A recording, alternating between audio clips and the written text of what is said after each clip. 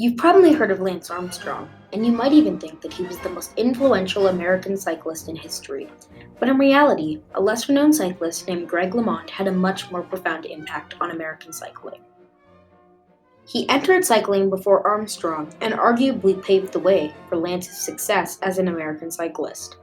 LeMond was a legend in his time and the first American and non-European racer to win the Tour de France at a time when cycling was a little-known sport in the United States. The Tour de France is the biggest cycling event in the world. It is like cycling's version of the Super Bowl. 3.5 billion people watch it every year, and 12 million fans go out to the roadsides of the French countryside to watch the riders come by. Most Americans didn't even know that it existed until the 1980s and Greg LeMond's success. Greg LeMond was born on June 26, 1961, in Lakewood, California. He grew up in Nevada as a competitive skier. He only started cycling during the off-season to stay in shape for skiing, but he learned that he loved it. Shortly after, he entered his first road race and won it. When Greg was growing up, he had ADHD, and he said that, "When I got into cycling, I would say the sport itself took a fog off my brain. I was able to absorb the stuff I read. It changed my life." His dad decided to join him in riding, and Greg described it as the first real connection he had had with his dad. As LeMond grew older, he started competing in bigger races. He went on to become the first American to win the Junior World Road Race Championships in 1979. He was chosen to represent the United States in the 1980 Olympics, but was not able to compete due to the US boycott of the Games in Moscow. He was the first American to win Elite Worlds in 1983 and rode in his first Tour de France in 1984. In the Tour de France, 176 riders compete in 22 teams of 8 riders over 21 stages, with each day ranging from 100 to 150 miles each day. There are 3 types of stages. Flat road stages where the peloton, French for group, waits until the last 300 meters of the stage to start their sprints. Time trials that are generally shorter, where each rider is put on the course and measured against the clock in an event where aerodynamics is key, as there is no drafting, or mountain stages. The rider who wins the Tour is the rider who can complete all 21 stages in less cumulative time than it takes their competitors, and mountain stages are where you can gain the most amount of time. During his second Tour de France in 1985, LeMond lost an opportunity to win to his teammate on the Leclerc team. His teammate, Bernard Hinault, was leading overall but had crashed heavily. On the 17th day of racing, Hinault's competitors could tell that he was weak, and Stéphane Roche, one of Hinault's main rivals, attacked out of the group.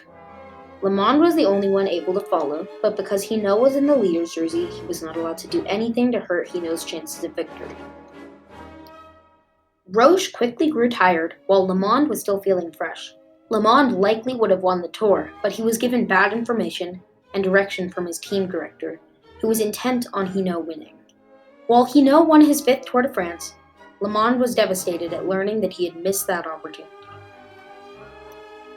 LeMond's performance during the 1986 Tour de France, however, made him a legend. While Hinault promised to help LeMond win the 1986 Tour, he did not keep his word. As the race grew closer, Hinault started to succumb to the temptation of winning 6 tours, so he told LeMond that the time trial on stage 9 would decide who the team would position for the win. Hinault won the time trial and gained 44 seconds of LeMond, making him the leader of the Leclerc team. By stage 13, Hinault was 5 minutes ahead of his closest competitor, LeMond, but tried an attack early on the climb. He was caught by LeMond's group and dropped, and LeMond gained back 4.5 minutes on him. Hinault was dropped on stage 17, and LeMond took over as the race leader. He stayed there throughout the rest of the race. Until the last stage, Hinault never missed an opportunity to attack his teammate. LeMond said, "He's attacked me from the beginning of the Tour de France. He's never helped me once, and I don't feel confident at all with him." The next off-season, LeMond was hunting on Easter with his family. His brother-in-law mistook him for a turkey and shot him. By the time he came back to the sport, no other team wanted him except a small Belgian team with little funding. ADR was his team with 1 rider who was proficient in the mountains, and they didn't even pay LeMond the whole year. In order to take his new team to the Tour de France in 1989, he had to find a sponsor because his team could not pay the entry fee. It was worth it because during the 1989 Tour de France, he performed the greatest comeback in cycling history, which was broadcast on American television for the first time. The time trial in bad weather on Stage 5 of the 1989 Tour saw LeMond win and take the yellow jersey, which he traded back and forth with Laurent Fignon until the final day of the race. LeMond went into the final time trial with a 50-second deficit on Fignon, but on the final day, he gained enough time to beat Fignon by 5 seconds. They raced over 3 weeks and 87.5 hours, but they were only separated by 5 seconds. It was the narrowest victory in Tour de France history. At the time, it was also the fastest time trial recorded in Tour history. Not only was he the first American to win the Tour, he still is the only American to ever hold the title. Greg LeMond changed cycling in the US and broke barriers for generations of American cyclists after him by exposing Americans to the sport. He became a household name after the 1989 Tour de France in a nation that, 10 years prior, did not even recognize that cycling was a real sport. Time magazine said before LeMond, "In the US, cycling is what kids do after Santa Claus brings them a bike and before they get their driver's license. Few of them are aware that the sport's greatest heroes race in teams and can make as much as a star quarterback. A subtle rolling chess game in which teammates devise strategies to wear out and hold back opponents, share the fatigue of breaking a headwind, or control the pace to protect the leader. Cycling is built on intricacies as unknown to most Americans as particle physics." LeMond is the only cyclist to ever be the Sports Illustrated Sportsman of the Year.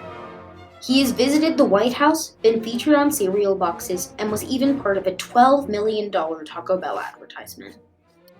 Greg LeMond also broke barriers in the world of European cycling and was even proven by a poll to be more popular in France than the US because of his determination and grit. He was at a disadvantage due to his injuries and lack of funding and support, but he fought through it all to win. He forever changed the sport of cycling for the better. He internationalized the otherwise European-dominated sport. Every Tour de France is a global affair with riders from 6 of the 7 continents. This is all due to Greg LeMond.